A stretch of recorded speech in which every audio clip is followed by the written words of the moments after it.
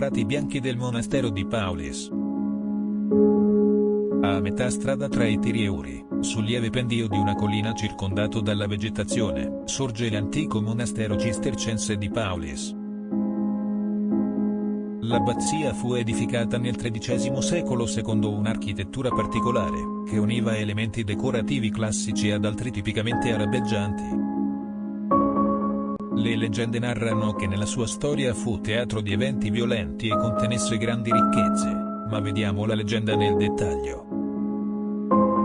La struttura era abitata da monaci bianchi, che vivevano in completo isolamento, dedicandosi alla terra e alla preghiera. Alcune voci dicono che si dedicassero anche allo studio delle arti magiche e dell'alchimia, pratiche che avrebbero consentito di accumulare enormi fortune. Nel XV secolo, dopo circa 200 anni, a causa degli eventi storici l'abbazia venne abbandonata e cadde in rovina per molto tempo. Divenne così meta prediletta degli intrepidi cercatori di tesori chiamati Ziddados, attirati dalle voci che circolavano sulle ricchezze nascoste al suo interno. Le leggende descrivono l'abbazia come infestata dalle anime dei monaci sepolti nei dintorni, a protezione dei suoi antichi segreti, e pare che molti degli avventurieri non fecero più ritorno a casa. Passarono altri 200 anni e a partire dal XVII secolo il monastero venne riutilizzato. Ma fu solo con l'arrivo di Piero Cao, noto come suo padre bianco per via del saio bianco che indossava, che la fama del monastero raggiunse l'apice. Nato a Cagliari nel 1900, giunse nel monastero a metà del secolo scorso con l'intenzione di scoprire i suoi segreti. Vi si stabilì da eremita e conducendo numerosi studi e scavi fece sconcertanti scoperte. Ritrovando antiche iscrizioni, misteriosi manoscritti e tomi magici e alchemici utilizzati dai monaci secoli prima.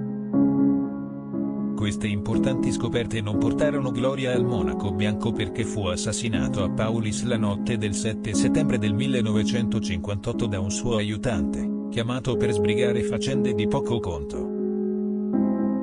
L'assassino raccontò di averlo ripetutamente colpito con un coltello e di aver buttato il corpo nel pozzo che era stato trovato e riaperto durante gli scavi. Almeno questo è quanto confessò l'assassino, perché il corpo del monaco bianco non venne mai ritrovato all'interno del pozzo. Da allora sparirono tutti i suoi scritti e i resoconti delle sue ricerche, tutte le iscrizioni e i libri scoperti durante gli scavi nel cuore del monastero. In seguito a questi drammatici eventi l'abbazia venne sconsacrata e nuovamente abbandonata. Si narra che chiunque provi ad avventurarsi tra quelle diroccate mura, vada incontro a strani fenomeni, rumori innaturali, senta passi provenienti da angoli bui, e voci che sembrano provenire da un baratro profondissimo, che bisbigliano parole incomprensibili in una lingua sconosciuta. Il frate bianco si è unito ai confratelli morti secoli prima, e insieme a loro ora protegge gli antichi segreti del monastero di Paulis.